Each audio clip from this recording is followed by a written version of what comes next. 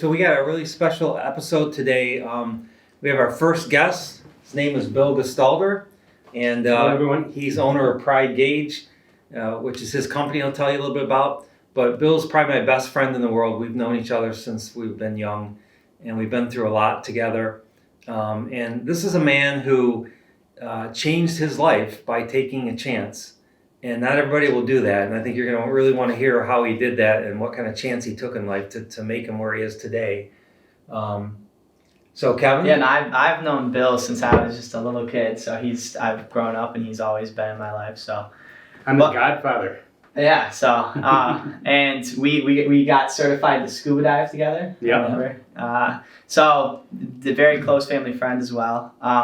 So first guest outside of our family on the podcast, the big one. But how are you doing today, Bill? I'm doing great today. Yeah. So we're actually New year. New Year. We're filming at Bill's office right now. We're in the conference room. You grew up around in Toledo, right? I grew up in Toledo near the Sylvania area. Okay. Went to school with Brian's brother, Eric. He and I were in the same grades and hung out together all the time. My parents got divorced. I'm the youngest of 5 kids, so everybody moved away and I was stuck at home by myself and I was kind of lonely. So I hooked on to Brian's family and they became my surrogate family so that I could go around all the chaos. Yeah. And when This was back in the 70s because when I first met you, Bill, Eric was probably in high school, but I was just getting into junior high or late grade school, and that's when I first met Bill because he was always over at our house doing something, and you were like one of the family. I mean, Your family come on trips with us, little trips, around up to the lake and stuff like that, and you're 2 years older than him or 3 years older? Three years, yeah. Okay, yeah. So, but and then what? So you start hanging out. You guys weren't best friends at first. Well, I was best friends with Eric. Yes, yeah. With Eric, and we would hang out. And actually, my parents had split, and my dad had moved to Chicago, and my mom had moved out of the area. Mm-hmm. And I wanted to go to school in Sylvania, where all my friends were. Oh, yeah. And his mom was very generous, and she took me on as one of her kids, and so basically my address became their address, and I was able to go to school there. Oh, nice. So that's how you went to Southview? Well, because that's where all your friends went to Southview, right? So it was nice. Exactly. So a lot of good memories from back then, and then everybody gets into their life. Like I got into my life, so I don't remember as much because then I got into eventually medical school and moved away. But you guys moved out of town. Yeah. After high school for us, it wasn't for you. You were still in high school. Yeah. So what did you do after high school, or what did you get into? So you went to Southview, and then Yeah. So I'm a bit of a lost soul. I really didn't know what I wanted to do in life. Okay. Wasn't the best student, not like Brian here or you, but I always had small businesses or was doing some type of sales job. Okay. For many years, I used to seal driveways. So I had a company called Pride Asphalt. Okay. And you helped me. I worked for him for a I couple made him summers. sweat. So someone who might not know what sealing a driveway is, why don't you describe that? Well, if you know what asphalt is, a black Black top. parking lot or a driveway, they put like a black tar on it to protect it and make it last longer. Yeah. It was very physical, but you got a great tan. Got it. Yeah, I think from the get-go, we always I was very much like you. I would have a paper route. I had would wash and wax cars, start a business that way, shovel driveways in the winter, and you always had a business. You always had something. I had something little going on. Yeah. Nothing big, but again, I really didn't know what I wanted. I was going to college, off and on, nothing steady. Really didn't have a goal at all. And then what happened? Like what led you to starting your own business? Or tell us what you did first. Okay. Well, starting my own business, again, life is all about... But even you started your own business, you were working for somebody, weren't you? I always started off sealing driveways. Yeah. I worked for a gentleman who was a school teacher, and in the summers he would do this work. Well, I worked for him for one summer, and then I found out, Eric was working at a trucking company, and they make a lot of money loading trucks. My And brother I'm like Eric, 21 years old. Yeah. Or less, maybe 20. And I'm like, okay, I'll do that. Well, found out they wouldn't hire me because I had a bad back, which So I called the guy and said, hey, can I seal driveways? He says, no, I already have my crew. You can't. So situation was, what am I going to do? I started my own. So I bought some equipment and got some flyers, walked around the neighborhood, writing down the prices, and people started calling me. Yeah. And that's how I started that business. Right. Again, hard work. Wasn't making millions, but I was making You're money. just making money to get by. Yeah. What's different today versus then might be, so someone nowadays might just YouTube go on the internet and Google, how do I seal driveways? How did you learn if you started, I worked for the gentleman for 1 year. He taught me the techniques and what to do. Okay. And it becomes a skill, we'll say, of swinging the squeegee. Yeah. So was that your first real business? That was my first real business. Okay, and you weren't married at that point? No, I was Okay. not. So that's how you were making money at that point. And then when did you get married? I met my wife, I believe I was 23, maybe just at 22. Yeah. Okay. And went with a friend down to Ohio State to have some fun. And lo and behold, I met my wife there. So 2 years later, we were married. I was 25, still sealing driveways. I would pick up odd jobs in the winter. I was working at a racquetball club, selling memberships, doing whatever I could. Yeah. And then after I got married, I got a job as a sales guy selling industrial shipping boxes. Okay. And so I did that for several years.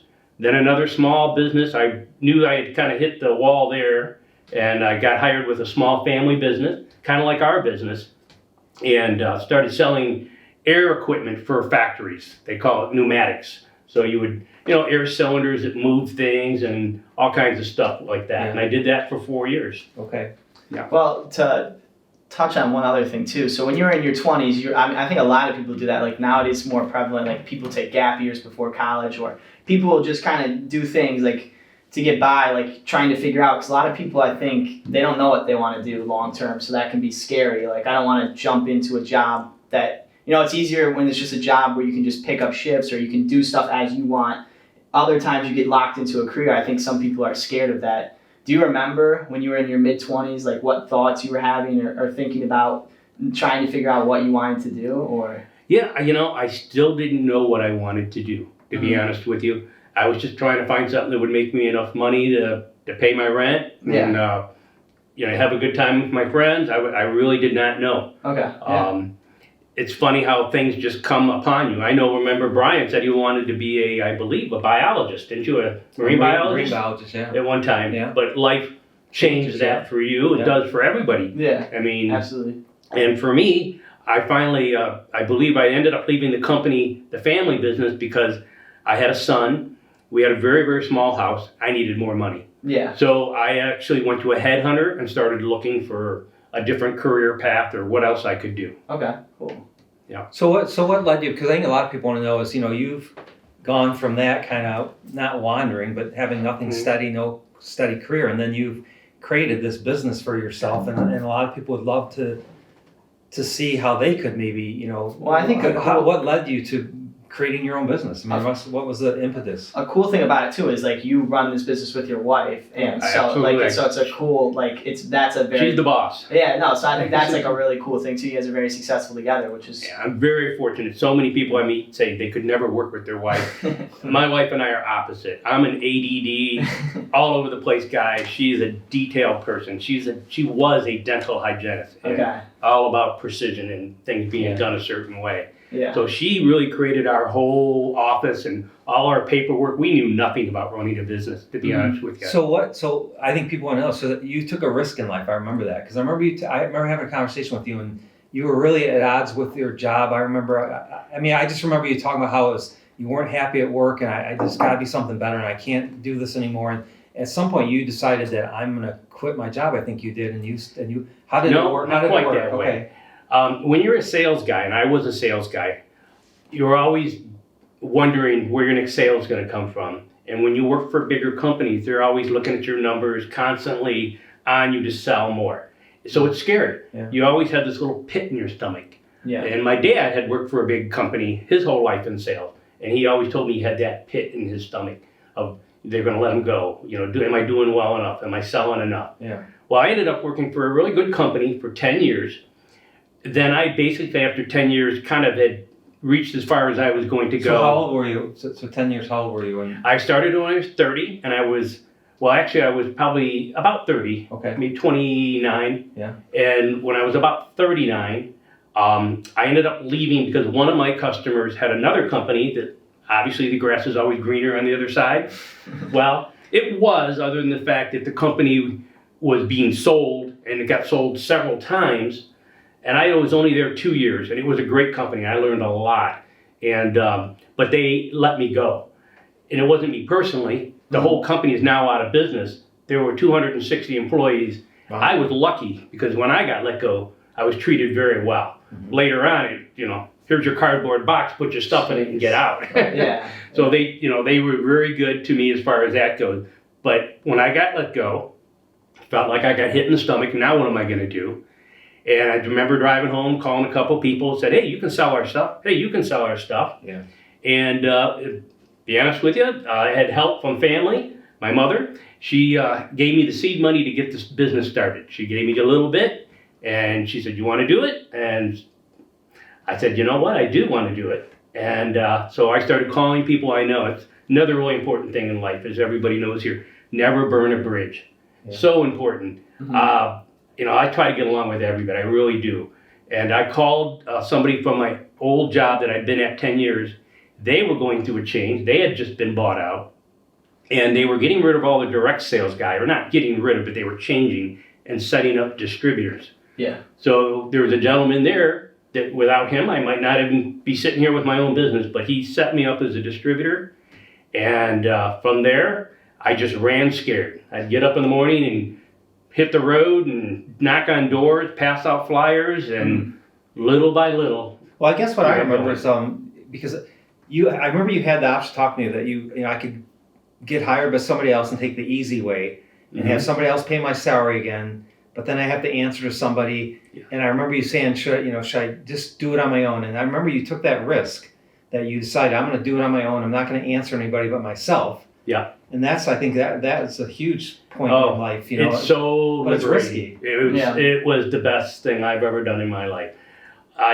Nobody can walk in the door and fire me. Right. Nobody. Yeah, well, it's got to be especially when you worked there for 10 years, you said it's got to be, can't feel good when then, obviously the entire company went under eventually, but to get fired when you've worked hard for 10 years can't feel good. So. And I don't look at it as being fired. I was let go. Or let go. I got caught up. Even if I was fired, I know people that, hey, you're fired. Maybe nothing they did. Yeah, no. It's just such a situation Definitely. there. Yeah. And was there saying- an issue with customers? Like when you started your own business, there were probably customers that still wanted to use you. Yep. But they can't maybe because they have a relationship with that other business. So how'd you get around that? Like, Well, luckily, again, was there the company was getting rid of the direct sales and they were using distributors. So they wanted me to sell to my old customers. Okay. And I had a lot of really good customers. I mean, people buy from me and they know that I'm going to look after them. And that's really the pleasure I get out of the business, is making other people look good. It's very satisfying to help somebody else out and make them look good and feel good that we did a good job for them. And so maybe like so his business. He's talking about his business. So maybe he'll explain his business a little bit to you. Here's the name of it, Pride Gage. But Gage Associates. Make it explain in simple terms, because even I have trouble understanding it sometimes. And I'm a neurosurgeon. Everything in the world that's manufactured usually has to be measured, and that's what we do. We measure things. So our business is called, they call it dimensional metrology, because usually it's metal we're measuring, but not in today's world. It can be anything. So give us a tangible. Well, a lot of times you're measuring too, because it's something everybody would understand. Like you would measure, what would you measure? Well, how about we measure a cup? All right. Okay, a cup looks like a cup, and all right, what are you going to measure on that? Well, imagine the size, the outside of it has to be a certain dimension. So we sell a gauge that comes up and measures the outside. Right. The inside might have to be a certain dimension. Uh-huh. So we would sell a gauge that goes inside, and they call that a bore gauge, and you measure the inside. Okay. This cup, you want that to look the same on every cup you make. So we have equipment that can tell you what the radius is on here. We can tell you how tall it is from the top to the bottom. Maybe I care how smooth the outside of the cup is. We have equipment that'll measure what they call surface finish. Maybe we want to know the contour, this from here up to here. We have gauges that are with computers that have a little tip, and it rides up here, and I can put it up on the screen, and I can see what that radius is. Yeah. It's a lot of fun, to be honest with you. We play with a lot of big boy toys that are expensive, and some of them are cheap. Sometimes it's just a round piece of metal that's a known diameter. You put it in the hole, and if it fits, it's good. Yeah, it's a yes or no. And don't you do a lot of stuff with automotive industry, don't you? We do a lot of automotive, medical, aerospace, a little bit of everything. I've been at this now for, Pride Gauges has been in existence for 22 years. Wow. I team up with a lot of really smart people, smarter than me people. So I have designers, and I have a lot of shops that will make custom gauges for us. Mm-hmm. We deal with computers, with some big companies with really nice high-end equipment. And I get a lot of support from the manufacturers that we represent. Mm-hmm. I started with one company and went into a customer and said, I'm selling this. He said, you know what? I really need this. And he said, why don't you call this guy up and see if you can't sell it to me? And little by little, I probably represent 50 companies. Mm-hmm. But again, my job is I work for my customer and I want them to be successful and have a good time doing it. Yeah. So, and do you think, I feel like I hear that a decent amount from business owners or older people when I talk to them, is that trying to hire people smarter than you. That always comes up and finding people that can do the things that you can't do, like you were saying with your wife. You guys each fill a role. That's absolutely.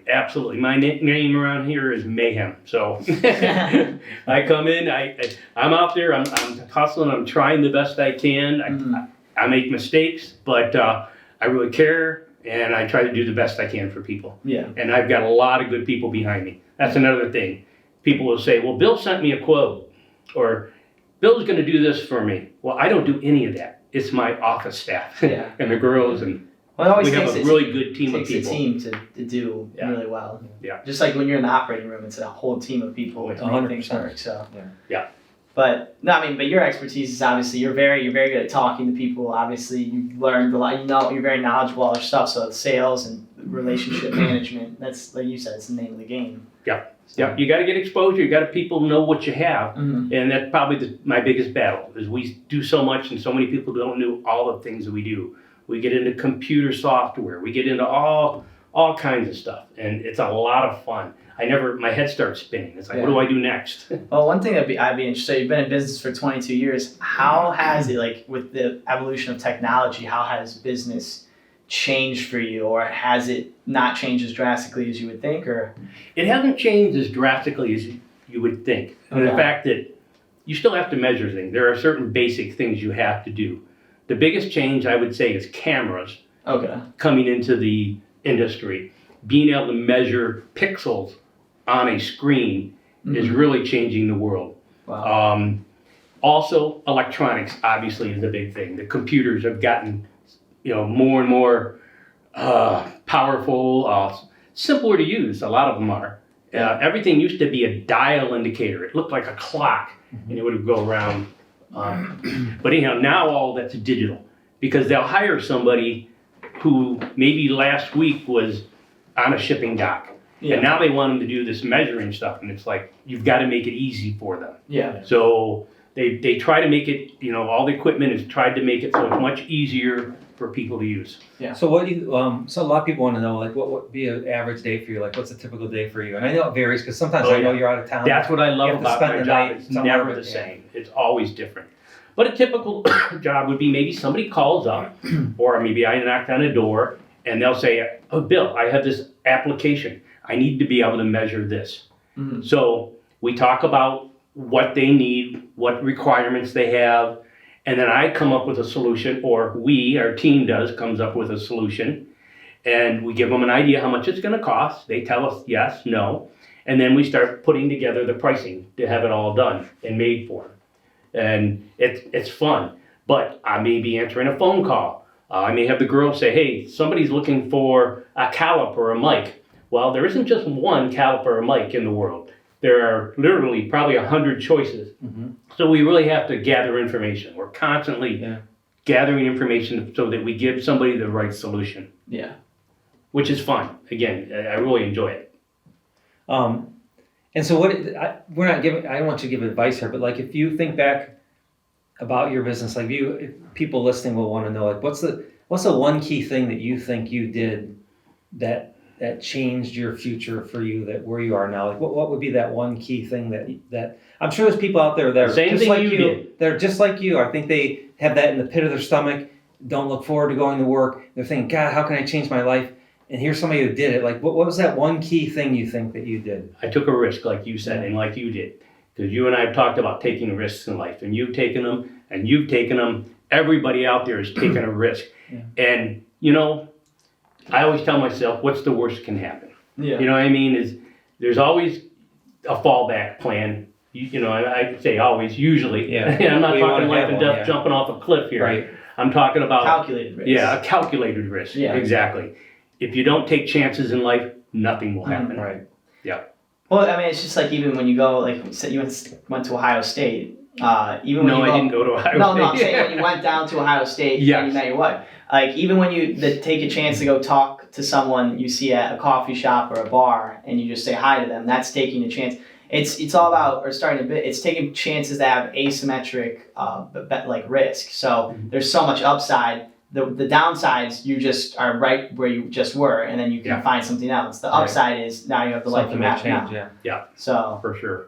but I mean, it's cool when it's easy to look back on it and be like, we live our lives forward, but you look back on them and everything makes sense when you look back on it. But at the You're time, it's easier to say in the future, like, oh, I took the risk and it succeeded. Yeah. It's way harder to, like, in the moment, because that's what takes the power. It's scary. Yeah. Well, and you risk gotta be, is scary. just like everybody else said, it's so cliche, but you have to be uncomfortable if you're going to grow. I mean, there has to be a feeling of being uncomfortable and some fear if you're going to move Well, forward. what, you were 39, you were married, you had 2 kids, right? 2 little kids. A lot of responsibility, a lot of bills. Yep. So I'm saying that, Yeah. so it's like, it's not like it was just neat compared to taking a risk, like No. starting a business when you're But 23 again, or I something. had a lot of people. Nobody does anything alone. If they think they do, they're fools. Mm. It took a lot of people, and you know, I was just straightforward and honest with people, and it worked. Yeah. And you know, not a multi-millionaire, but I'm pretty comfortable. I'm happy, and We got got a lot of good You got your own friends. shirt. I mean, Yeah, Yeah, I got a shirt. I mean,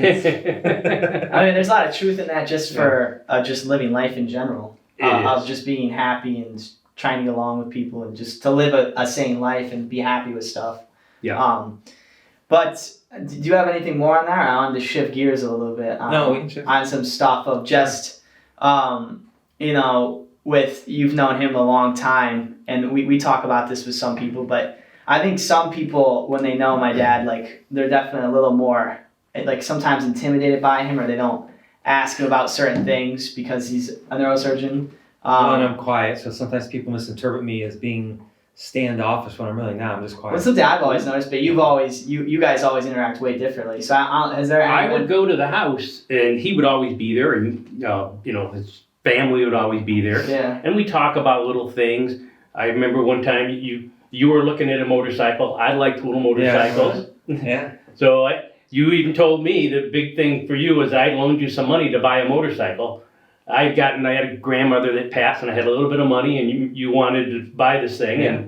and I'm not sure. I don't Remember we went out and somebody had won this motorcycle, Indian motorcycles, the Indian 125, won it in a raffle, and the guy was old and didn't want it, so he was just selling it for pretty inexpensive. It was brand new. Yeah, brand Remember new. we went and looked at it? Yep. We had so much fun with that motorcycle. You have Absolutely. like a country or like a motored bike, or is that just a normal motorcycle? It was just a dirt bike. It's a dirt bike, a little old dirt But bike. you and who was that? You and Ron that would go on the Oh, when I get older, I always liked riding motorcycles. Yeah. I really don't want to compete with cars on the highway, but I'd Yeah. like getting a boat that was street legal, and I'd go up north where my mother lived and ride all over the place Yeah. up there. Yeah.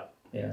But the fact is that I always knew you, but I didn't know quite our friendship until later in life. Right. You were married, you were in med school, Mm-hmm. and getting married, and asked me to be in your wedding. And that was a big deal to me. Really? That it just amped up our relationship. And I believe by that time, your brother Eric had been in a car accident and was very, very, very bad off. Yeah. And ever since then, we just started getting closer and closer and became closer and closer friends. How did that, my brother Eric, I have heard this, but he was in a car accident when he was 21 and he was a senior in college, and he had emergency brain surgery in the middle of the night and had a blood clot removed and was in a coma for 6 months, and even when he woke up, it was very slow, and he could never walk or talk again, and required constant care. But you were best friends with Eric. I mean, yeah. How did that affect you when you heard the news initially, and then you went and saw him in the hospital? I mean, I obviously I know how it affected me. How did it affect you? I never heard. Oh, it was a huge loss. I mean, I would go up to see him all the time, and it's just somebody in the prime of their life with all these good things happening, and then having something, just end it. It was just a big loss. That's all I can say. It was just a huge loss. You can't just get another friend like that. It takes time to learn and spend. I mean, he and I spent a lot of time together growing up, doing all kinds of things, talking about life, and then boom, he's gone. Yeah. And I've lost a couple people like that in my life where I'm really super close to them, and all of a sudden they're gone.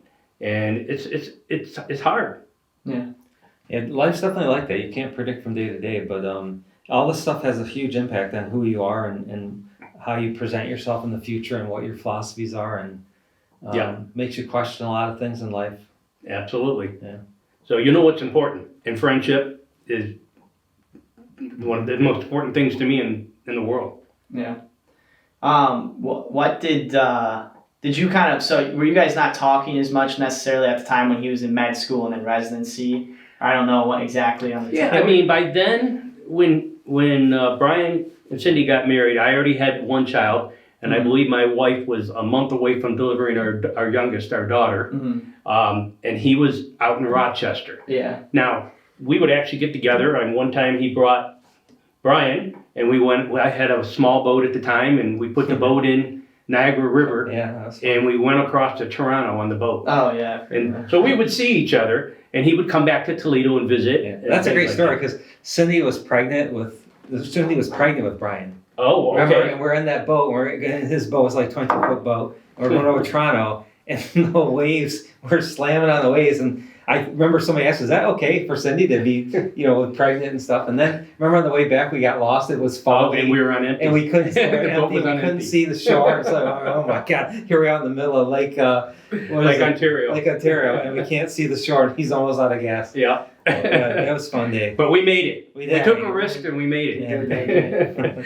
and a good story. But memories like that, you can't replace. No. Oh, no. That was, I'll never forget that. So, anyhow, and then Brian, he could have gone anywhere in the country, and he chose to come back to be around friends and family, which I was super grateful for. Yeah. Because I knew I might lose him. He might have moved to California or somewhere far, far away that I knew I wouldn't be able to see him. But he made a conscious decision to come back here, which I think obviously you told me it was friends and family. I mean, because just think if I wouldn't have moved back, I'd never seen my dad anymore. He would have been dad. So I'm glad that we moved back and he had a chance to see our grandchildren and move back with friends. And because you can't, like Bill said, you can't ever replace friends. You make friends when you're younger and they stay with you for your lifetime. It's different than making a friend like in late college or it's just not the same bond for some reason. It's not. Yeah, it's something about it. The time and what you've gone through and things we've been through together is just. Yeah. I think as you get older too, like the quality of relationships and friendships and everything is way better than the quantity, because you can just and so many people want to go around, they want to be friends with so many people in the scene and all this stuff, and then after that stuff goes away, you really find out certain people who will have your back through anything or are very positive influences on your life versus people that are not, because there's a lot of people that will be around, but they don't necessarily want the best for you. They might be cool with you and stuff, but they don't truly want the best for you. Right. So I mean, life's all about being around the friends and family that always have your best interests at heart and to push you to be a better hold you accountable and push you to be a better person, I think. Yeah. And that's the one thing I really admire about Brian and I love about our relationship is he pushes me and to be a better person. And it's all good stuff. And sometimes I get scared when he challenges me. I get a little nervous. I'm like, uh-oh. That means I'm going to have to work hard. Well, you guys have a challenge right now for, I don't know if it's just for 2024. You guys, my dad was talking about you guys. You want to tell him about your... Yeah. You guys... So I long time ago we bought a piano and we moved back to Toledo into our house, and our whole family played the piano, and I really loved the piano. And then just gradually get busy, and I stopped taking lessons, and so it's been forever. And I know Bill plays the guitar. He always talks about playing the guitar. So I want to play the guitar. Yeah, so I thought it'd be awesome. So we committed that I'm going to take piano lessons and he's going to take guitar lessons. And when we get halfway decent, then we're going to start doing a duo online and put some stuff out of us together. So that's our challenge for 24. A little scary. Yeah, well, I've only started and tried this maybe 5 times, so we'll try it again. No, I mean, that's what I think can't too. That's just like an accountability part. If you do it with someone else, or you put, like I was just saying, next you put stuff out there, it kind of forces you to live up to what you're doing. Well, we did exercise. Remember that one year? How much we exercised together 3 times a week. We were really getting fit, and then we both went on back-to-back vacations and then fell apart. But I mean, we did that for a long time. So we were challenging ourselves there. Yep. And we did it. Yep. I've got the membership. We're going to start again. Yeah. That's all you can. If you get down, you just get back up and keep going. You just keep on going. Because I think too, just exercising, it doesn't even have to be hardcore, especially as you get older. It just increases your longevity in insane amounts, and not just your lifespan, but your health span of like.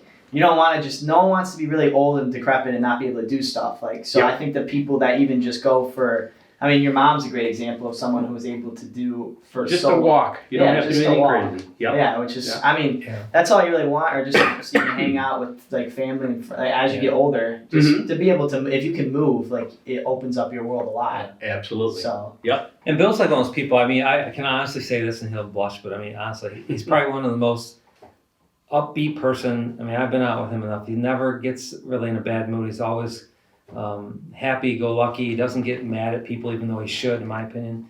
He lets things pass. Don't talk pass. to my wife about that. But I mean, lets things pass over his head, and he's a huge family person.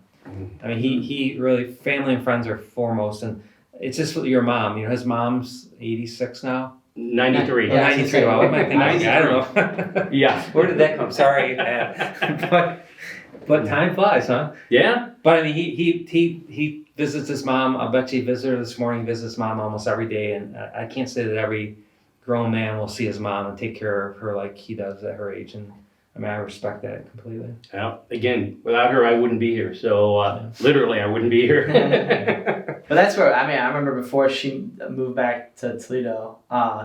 That when we used to always go up to, they lived in Boone, Michigan. That's where we used to always go during winter break. Yeah. Brian used to always get so angry, my brother, because his birthday was between Christmas and New Year's. So we were always on winter break, and we would go up to Dick and Pat's, which is his mom, and he would just be like, "Why is this my vacation?" Because yeah, well, we had so much fun up there. We'd snowmobile. Well, snowmobile and ski and But do you have any other closing thoughts or anything else that you'd want to share with people if you can give any words of wisdom? No. I guess the best thing is just be the best person you can be. Mm-hmm. We all go through a lot of challenges in life. Some people much worse than others. I count my blessings every day. Yeah, do I have problems? Doesn't everybody have problems?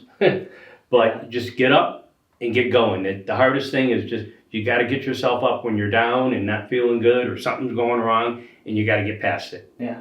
Keep on going. I've dealt with a lot of older people, my mother, her husband, my father, and it never ends until you're done. Yeah. And when you're done, you're done. Yeah. Up until then, keep working at it. Yeah. Yep. No, I think that's great advice. And I mean, it's always great talking to you and seeing you. So. And so, we never know who's going to be watching these podcasts, but if anybody's out there that needs Gage work, how would they get in touch with your business if they wanted to? They can email us at pridegage.com, or that's probably the best way. We have a website. It's pridegage.com. Yeah. It's sales. I'll put sales. We'll put a link. I'll put all the stuff in the show notes if anyone does, and we'll link all that stuff in there. Yeah. Very good. We're here to help and have a good time doing it and work with good people. Yeah. All right. Well, I hope everyone has a good day.